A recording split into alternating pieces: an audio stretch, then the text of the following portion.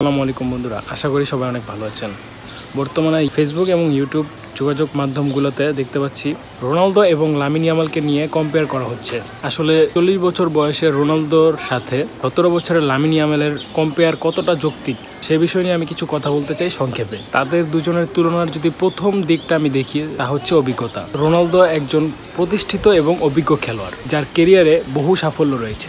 Lamine ইয়ামালের career এখন মাত্র শুরুতে। 2 নম্বর দিক হচ্ছে শারীরিক অবস্থান। ক্রিস্টিয়ানো রোনালদোর শারীরিক অবস্থান অনেক ক্ষেত্রে ভিন্ন হতে পারে, কিন্তু লামিন ইয়ামাল এখনও তার শারীরিক অবস্থান চলমান। সে এখনও ছোট, তার শারীরিক গ্রো এখনও চলমান রয়েছে, সেটাই আমি বোঝানোর চেষ্টা করছি। 3 নাম্বার যে তুলনাটি আমি করতে পারি সেটি হচ্ছে মনস্তাত্ত্বিক প্রস্তুতি।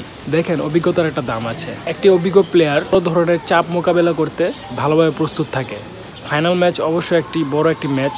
এই ম্যাচটিতে চাপ মোকাবেলার ক্ষেত্রে অবশ্যই রোনালদো এগিয়ে থাকবে লামিন ইয়ামালের থেকে। যদিও লামিন ইয়ামাল ইউরো জিতেছিল, সেই ক্ষেত্রে একটি অভিজ্ঞতা তার আছে, তারপরও সে এখনও শিখছে আমার কাছে মনে হয়। আপনারা বুঝতেই পারছেন যে কোন কোন দিক থেকে লামিন ইয়ামাল রোনালদোর থেকে পিছিয়ে। সবশেষে আমি একটা কথা বলতে চাই যে তাদের দুজনের যদি তুলনা করতে চাই তাহলে করা যাবে, কিন্তু এটি সঠিকভাবে মূল্যায়ন করা কঠিন হবে, কারণ তারা দুজনেই ভিন্ন পর্যায়ের প্লেয়ার এবং ভিন্ন অভিজ্ঞতার মধ্য দিয়ে তারা আছে। আজকে এ পর্যন্তই। যদি আমার এই ভিডিওটি ভালো লেগে থাকে তাহলে অবশ্যই লাইক, কমেন্ট, সাবস্ক্রাইব করে বেল আইকনটি অন করে দিয়ে আমার সাথেই থাকুন। সবাইকে অনেক অনেক ধন্যবাদ। আসসালামু আলাইকুম।